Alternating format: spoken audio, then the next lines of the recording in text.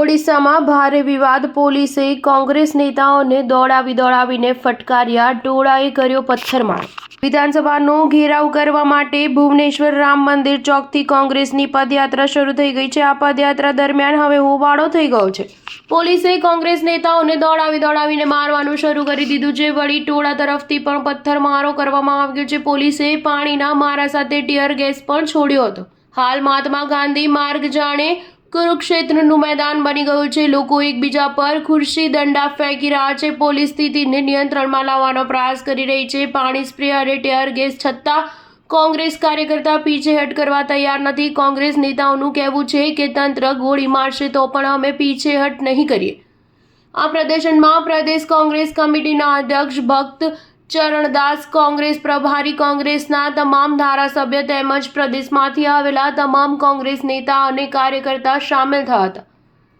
તેમણે કહ્યું કે કોંગ્રેસ મહિલાઓ સામે ગુનાની તપાસ માટે સંસદ સમિતિ બનાવવાની માંગ લઈને વિધાનસભા પાસે પ્રદર્શન કરશે। ભક્ત ચરણદાસે તંત્રને વિશ્વાસ અપાવ્યો છે કે પાર્ટી કાર્યકર્તા પરિસરમાં પ્રવેશ નહીં કરે। જો કે કડક સુરક્ષા વ્યવસ્થા કરવામાં આવી છે અને કથિત રૂપે પાર્ટીના અમુક નેતાઓની નિવારક અટકાયત કરવામાં આવી છે। દાસે એક વિડીયો મેસેજમાં કહ્યું કે વિભિન્ન જિલ્લામાંથી સૂચના મળી રહી છે કે કોંગ્રેસ કાર્યકર્તાઓને વિરોધ પ્રદર્શનમાં ભાગ લેવા માટે ભુવનેશ્વર પહોંચવાથી રોકવામાં આવી રહ્યા છે। કોંગ્રેસ રાજ્યસભામાં મહિલાઓની સુરક્ષા માટે શાંતિપૂર્ણ વિરોધ પ્રદર્શન કરશે। તંત્ર પાર્ટી કાર્યકર્તાઓની ગેરકાયદે અટકાયત ન કરે। આવું કરવાથી તણાવ પેદા થઈ શકે છે અને કોંગ્રેસ કોઈ પણ પ્રકારે આવી સ્થિતિ માટે જવાબદાર નહીં રહે।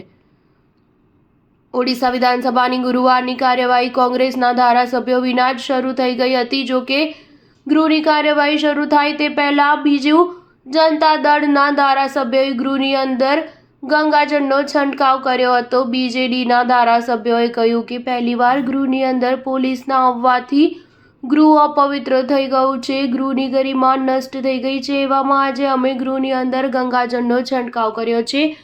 વળી બીજી બાજુ કોંગ્રેસના ધારાસભ્ય ઘેરાવને લઈને રાજધાનીને પોલીસ છાવણીમાં બદલી લેવામાં આવી છે। સ્ટાર ન્યૂઝ 7 હંમેશા સચ્ચાઈની સાથે।